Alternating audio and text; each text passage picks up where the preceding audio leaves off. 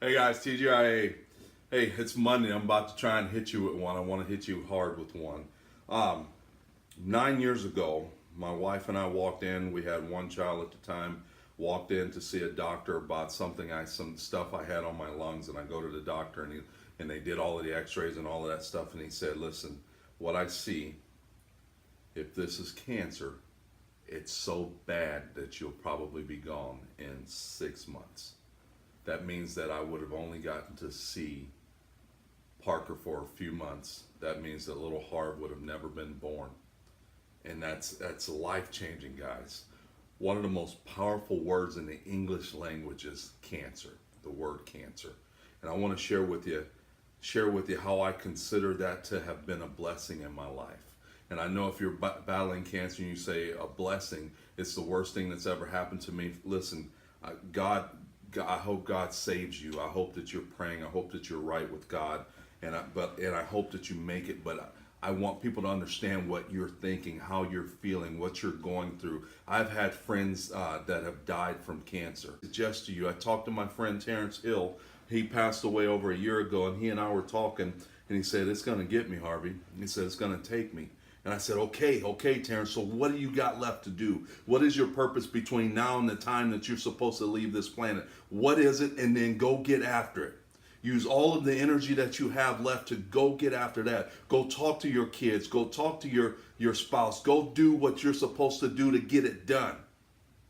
Because those are the people that have the most energy to go after, because they know there's an end date. And if we don't work that way, we will never achieve the things we're supposed to achieve. We all need something that will push us, that'll change us, that'll inspire us, that'll scare us, that makes us move ourselves forward. And for me, that was that thing.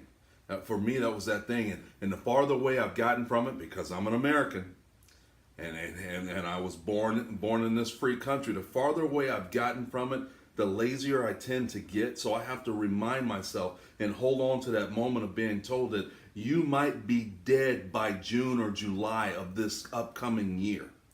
That changes a man or a woman when you've been scared with that word. And it makes you understand that I really only have a short period of time on this planet to do the things that I was supposed to do, to be the great husband, to be the great wife, to be the great friend, to leave my mark on this earth. It's life changing. And we all need to find something that's going to change our lives in that manner, that will energize you. I get people messaging me, how do I set goals? How do I inspire myself? You've got to look deep within yourself. You've got to find the fire that'll get you up day in and day out. And all I can tell people is you just got to find out what it is you're supposed to do. You got to go through so many things until you figure out to say, this is what I love to do. This is what I was born to do. And I can spend the rest of my life doing it and push through it as hard as I can. Put cancer in your soul and see what it feels like.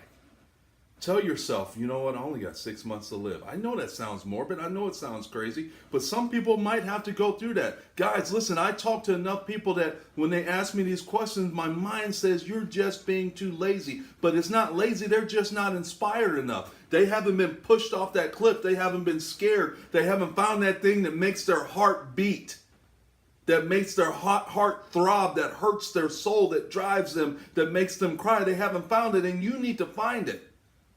It is why we are here. Every last one of us was born for a reason and for a purpose, and most people die and never know it.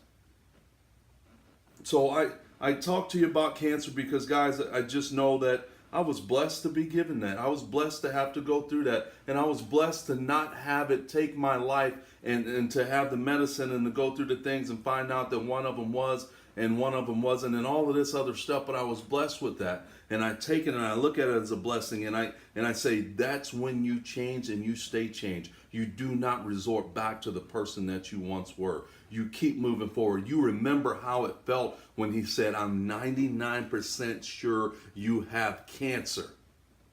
Cancer in most people's minds mean death, because they're not mentally strong enough to fight through it, first of all.